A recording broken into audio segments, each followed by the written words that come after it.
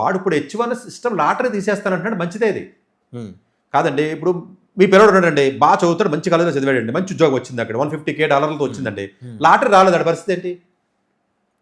Suffer అవుతాడు కదా. ఎవడో చెత్త కాలేజీలో చదివాడండి, ఏదో పార్ట్ టైం జాబ్ కూడా పనికిరాడు, లాటరీలో కొట్టాడు, దేశానికి మంచిది కాదు కదా అంటున్నాడు. కరెక్టే కదా. దేశంలో ఇప్పుడు మనం కూడా ఒక జాబ్ ఇచ్చినప్పుడు మెరిట్ ఇస్తాం కదా, వీసా ఇచ్చినప్పుడు కూడా మెరిట్ పాయింట్స్ పెడతాను అంటున్నాడు. ఇప్పుడు కెనడాకి మెరిట్ పాయింట్స్ ఉంటాయండి, పాయింట్ సిస్టమ్ ఉంటుంది. అలా పాయింట్ సిస్టమ్ పెడతాం రా బాబు మేము. ఏ కాలేజీలో చదివావు, నీ జీతం ఎంత, నువ్వు ఏ కంపెనీలో చదివావు, నీకున్న ఎక్స్పీరియన్స్ ఏంటి, ఇదంతా పాయింటింగ్ సిస్టమ్ పెట్టి లాటరీ సిస్టమ్ లేకుండా ఇస్తాను అంటున్నాడు. అది మంచిదే. దాన్ని మీరు నెగిటివ్గా భూతత్వంలో పెట్టి చూస్తే ఎట్లాగా? రైట్.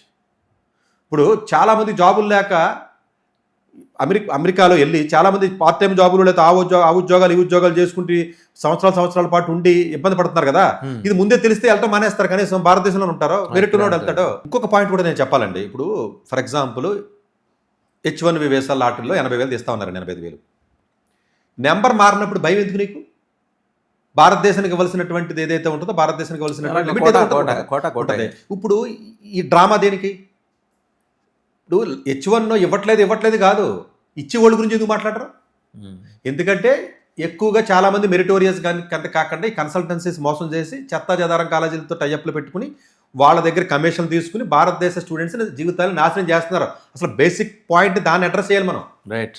మనం దాన్ని అడ్రస్ చేయట్లేదు. అండ్ జనరల్గా ఇలాంటి కరప్ట్ ప్రాక్టీసెస్ని యుఎస్ అడ్మినిస్ట్రేషన్ అంగీకరించదు కదా.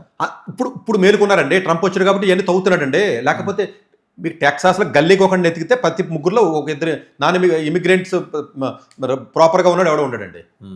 దొరకట్లేదు ఏంటి? ఒకే ఐడి కార్డు పెట్టుకుని 100 మంది ఉద్యోగాలు చేయట్లేదు ఏంటి? ఒకే ఫోటో పెట్టుకుని ఉద్యోగాలు చేసేవాళ్ళు లేరా? మరి తప్పు కదా అది. ఒక్కొక్కటి ఎన్ని షాపుల్లోనూ ఎన్ని పార్ట్ టైం ఉద్యోగాలు, ఎన్ని ఫుల్ టైం జాబులు, ఎన్ని ఒకే మనిషి 2-3 ఉద్యోగాలు చేయడాలు, ఇన్ని దొంగ పనులని ఇండియన్సే కదా చేస్తున్నారో. దాని గురించి ఎందుకు మాట్లాడడం మనం? వాడు తీసుకున్న డెసిషన్ గురించి ఎందుకు మాట్లాడుతున్నాం అసలు మనం? ఇప్పుడు నెంబర్ ఆఫ్ ఆడేమంటున్నాడు, ఇప్పుడు O1 వీసాలు పెంచుతాం, మీకు మామూలుగా H2 మనకి H1B కాకుండా మీకు మామూలుగా మెరిట్ ఉన్నట్లయితే సపరేట్ E2 వీసా కానివ్వండి, లేకపోతే E1 వీసా కానీ, ఈ వీసాస్ ఏవైతే ఉన్నాయో డిఫరెంట్ డోర్స్ ఓపెన్ చేసాడు వాడు.